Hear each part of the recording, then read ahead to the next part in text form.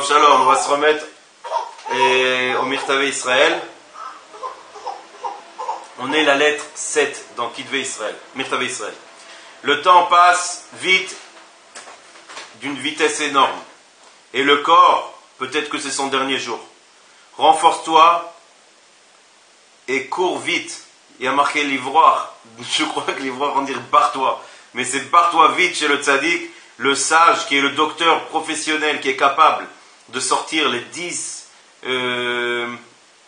flèches qui ont été tirées par le Yetzer Hara et ses soldats dans notre cœur et dans notre cerveau. Et de nous guérir en perfection de ces 10 flèches. Bon, ça c'est dans les Sipurim Maasiot de Rabbi Nachman de Breslev, dans les contes, c'est sur le site. Il y a un conte où Rabbeinu il parle de 10 flèches. Donc dans chaque flèche, il y a comment on dit en français,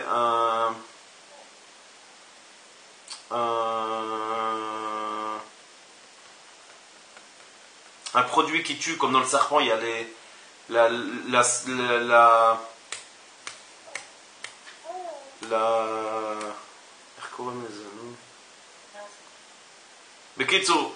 le produit là, dans le serpent, quand il mord, il y a un produit qui sort. Alors ce produit-là, dans chaque flèche, il y a un produit comme ça qui fait du mal. C'est quoi tous ces produits-là? C'est les envies, les mauvaises envies qu'on a, les femmes, les voitures, les maisons, la bouffe. Toutes ces envies-là, c'est le Yetzer Hara qui nous tire des flèches dans la tête, dans le cerveau. C'est-à-dire qu'ils nous prennent la tête, qu'ils nous prennent le temps de notre vie et dans notre cœur. Et l'essentiel des gens dans ce monde, ils se trompent beaucoup du vrai chemin, avec beaucoup de fautes et des hot zarot ou svarot kozvot shel sheker vetaut, avec des pensées qui sont fausses et qui font en sorte que tu te trompes sur la route. Et ces pensées-là, elles sont tellement fausses qu'elles t'emmènent dans un désert. Et le désert, c'est Darkei Mavet. C'est-à-dire, c'est quoi le désert? Il n'y a rien, il n'y a pas d'eau, tu peux pas boire, tu meurs, à la fin tu meurs dans le désert. Et c'est pas ça seulement. Et le pire, c'est que ces gens-là, même quand ils sont dans le désert, ils ressentent pas qu'ils sont dans le désert et qu'ils sont en train de mourir. Et encore pire, ils peuvent même te prouver que c'est eux qui ont raison et c'est eux qui sont pas dans le désert et au contraire ils sont dans la ville, ils sont dans les maisons et tout ça. Et voilà le Baal Tfila des Sipurim Maasiot. Le Baal Tfila, c'est un autre conte de Rabbeinu qui raconte que le Baal Tfila c'était la tête d'un groupe où toutes les choses les plus importantes pour eux c'était la prière. Shaya, et lui, ce Baal Tfila là, lui la tête de ce groupe là, Shaya kol inyenav u'machshavotav u'maasav rak bishvil hatachlit ha'amiti v'hanetzri, que tout ce qu'il avait dans sa tête et tout ce qui l'intéressait et tout ce qu'il faisait c'était pour la fin, pour le tachlit ha'amiti, pour se rappeler qu'à la fin il faut qu'on donne le compte devant le Dieu éternel. Vaya osek tamid betfilot beshirot betishbachot l'Hashem barach, et lui son travail c'était toujours de prier, de chanter et de grandir le nom de Dieu dans ce monde. Aya Yoshev Chutz Laïchouv, lui il était assis en dehors de la ville. Rak Shaya Ragil Ichnos Laïchouv, il avait l'habitude de rentrer dans la ville pour rapprocher des gens dans le travail de Dieu. Vaya Marbe Daber, et il parlait beaucoup dans leur cœur pour les réveiller jusqu'à que ce qu'il disait ça leur rentrait dans les oreilles. Et celui qui était d'accord et qui comprenait ce que le Baal Tfila était en train de leur dire, alors tout de suite il prenait avec lui en dehors de la ville. Parce que les gens qui sont assis dans la ville, d'habitude ils sont très loin du point de la vérité.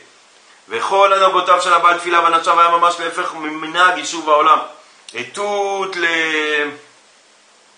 les anagotes, c'est la façon de travailler avec ses élèves et tout ça, c'est exactement le contraire de ceux qui étaient assis dans la ville. Que presque tout le monde dans la ville, ils sont toujours en train de courir après les envies et le monde et tout ça.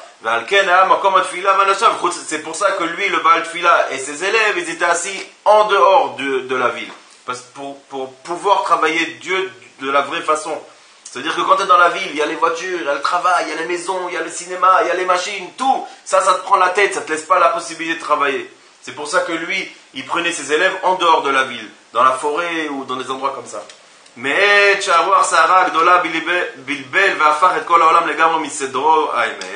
depuis que le vent, bon, je ne vais pas vous raconter toute l'histoire, mais dans l'histoire, il y avait une histoire qui a un vent qui est venu et qui a pris avec lui un bébé. Et la mère du bébé, elle a couru après. Après, la mère, c'était le bébé de la princesse. Mais Kitsour, il y a eu le vent, il a fait un balagan, il a fait bouger tout le monde de leur place. Alors, il dit Rabbi Israël dans la lettre, depuis que ce vent-là, ce Ruach Sahara, ce grand vent, il est venu, il a changé tout, il a retourné tout ce qu'il y avait sur ce monde. Et tous les gens, ils se sont trompés. Et ils sont divisés par classe. Il faut connaître l'histoire pour comprendre la lettre, mais je ne peux pas vous expliquer toute l'histoire. Si vous voulez, vous rentrez dans les Sipurei Maasiot, les contes de Rabbi Nachman, il y a un conte qui s'appelle Baal Tfila, je crois que c'est la 9 ou la 10. Allez voir, il faut comprendre l'histoire, je vous traduis seulement la lettre. Et Venichleku les Kitot, et ils se sont divisés par plusieurs classes. Les Inyan Achakira Mawatachit. Et chacun disait, nous on sait c'est quoi l'essentiel de la vie. Et en fait, ils se sont tous trompés, parce qu'ils regardaient c'était quoi l'essentiel de la vie d'après les envies qu'ils avaient. Et c'était des mauvaises envies d'habitude. Et c'est pour ça qu'ils se sont trompés. Et il y en a un peu qui se sont trompés et qui ont dit que l'essentiel de la vie c'était le kavod, le respect. Que l'essentiel c'est de courir après le kavod et de recevoir le kavod. Et ils avaient des rayot, comment on dit, des preuves sur ce qu'ils disaient. Et il y en a un peu qui ont dit que l'essentiel de la vie c'était de tuer et de s'énerver et d'être dur dur envers le monde. Et il y en a un peu qui ont dit que l'essentiel c'était les femmes, chas v'shalom. Et aussi ils pouvaient prouver qu'ils avaient raison. Et chaque classe, ils avaient des bêtises. Et dans ces bêtises-là, ils avaient le chemin de te prouver qu'ils avaient raison. Dans leur faute. Jusqu'à que même celui qui cherche la vérité, il aurait pu se tromper d'après ce qu'ils disent. Mais les plus grands des groupes, la plus grande classe, qui était complètement ailleurs, c'était la classe de ceux qui ont dit que l'essentiel dans la vie, c'était l'argent. Parce que eux, jusqu'à qu'ils ont réussi à faire de l'argent, des avodazara, je ne sais pas comment on dit avodazara en français, de la prosternation, je crois. Et de faire ça, mamage des dieux, c'est-à-dire celui qui avait le plus d'argent, c'était un dieu. Celui qui avait pas beaucoup d'argent, c'était un animal. C'était des ouf. Et plus tu as de l'argent, plus tu es important. Et celui qui n'avait pas d'argent, ou un peu d'argent, celui qui était pauvre, il n'était même pas un être humain, d'après leurs bêtises. Mais Baruch Hashem, il dit Rabbi Israël, qu'il y avait la classe qui était pure, qui savait que l'essentiel dans la vérité, c'était la prière, et qu'il fallait être humble, et eux ils ont choisi le Baal Tfila pour être leur roi. C'est-à-dire la tête du groupe c'était le Baal Tfila. Que lui c'était Ayat Tzadik Gadol Vekadosh Meod, qu'il était Tzadik, c'est un grand Tzadik, il était très pur. Et grâce à lui, à ce Baal Tfila et sa classe, Nitkanu Kol Akitot, ils ont réussi eux à arranger toutes les autres classes de leurs fautes et de les faire sortir de leurs fautes jusqu'à qu'ils ont fait tchouva, ils sont revenus sur leurs fautes, et comme ça ils ont réussi à remettre le monde à la place. Alors ils ont réussi à remettre le monde comme il était au début avant que ce vent il arrive. C'est-à-dire qu'ils ont retrouvé tout le monde, sur l'histoire. Et le tzaddik, c'est lui le Baal Tfila, il dit Rabbi Israël. que lui, son travail, c'est de rapprocher les gens à Dieu, que lui et ses élèves, ils sont assis en dehors de la ville. Aïnou, ki kol eshivato vanagatav bevadai pour mamash medarkei haïshuv. Que lui, toute sa vie et tout ce qu'il fait, c'est exactement à l'envers de tout ce que les autres dans le monde y font. Comme on a vu avec Rabbi Nathan, que tout ce qui l'intéressait c'était travailler à Hachem, ils s'en foutaient du travail, des voitures et tout ça. Que eux, tout le temps, ils courent après les choses qui sont même pas importantes pour la vie, les choses qu'on n'en a même pas besoin, c'est stam parce qu'on a envie qu'on a plus de choses.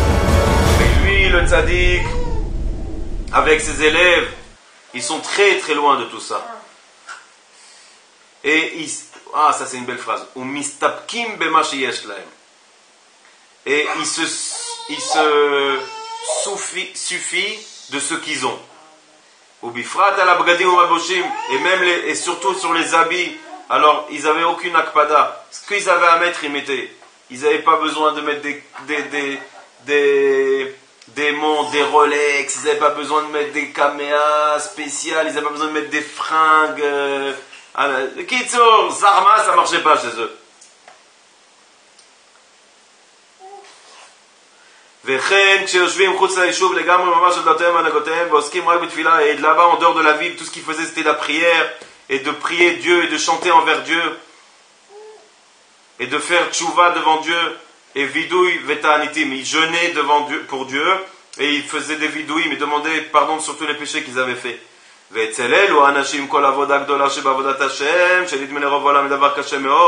chez eux, chez ces gens-là, le travail qui était devant les yeux des autres très très dur, pour eux, c'était un kiff. C'est-à-dire que quand ils jeûnaient, ils sentaient le bon dans le jeûne. Quand ils priaient du matin jusqu'au soir, les gens disaient mais comment ils peuvent comme ça? Pour eux, c'était un cadeau. Parce qu'ils sentaient le kiff dans même les trucs qu'ils faisaient pour leur corps qui étaient durs. Hachem, il leur donnait de sentir le bon. Mais comme ils sont, et même s'ils sont aussi au dehors du Yishuv,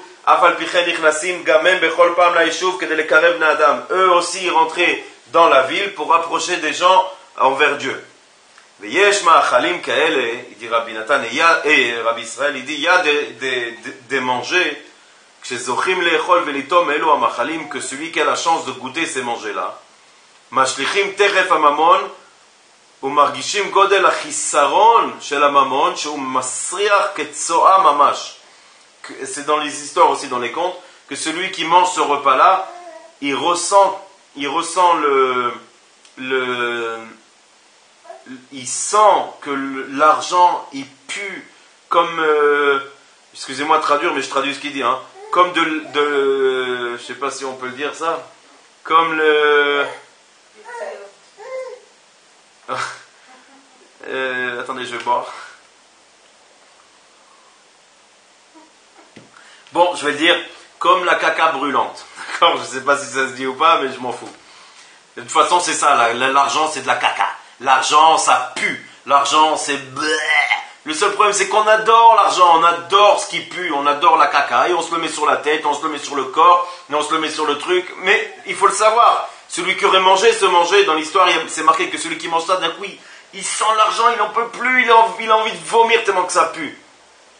Et il sent la honte qu'il a sur lui-même, qui courait après tout ça. Et celui qui a le plus d'argent, il a encore plus honte. Mais même les petits qui n'ont pas beaucoup, ils ont honte de ce qu'ils avaient. Mais parce que maintenant, le Baal Tfila, il leur a montré que l'argent, c'était la honte. Mais c'est pour ça que les riches, très très riches,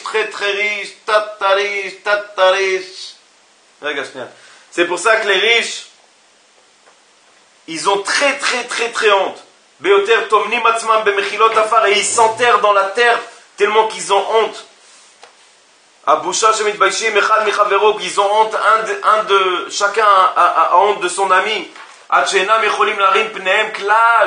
Jusqu'à qu'ils ont tellement honte qu'ils ne sont pas capables de soulever la tête de par terre. Parce que ce manger-là, il a une force, il a une sgoula. que grâce à ce manger-là, on ne peut plus supporter, c'est-à-dire on est dégoûté de l'argent. Et c'est ce qui a marqué que dans le futur, quand il y aura le Mashiach, tout le monde jettera son argent, il jettera tous ses avodah zara, parce qu'ils verront qu'on n'en a pas besoin. Amaskir Letov, Amatir, Rabbi Israël Dorodeser, Nanach.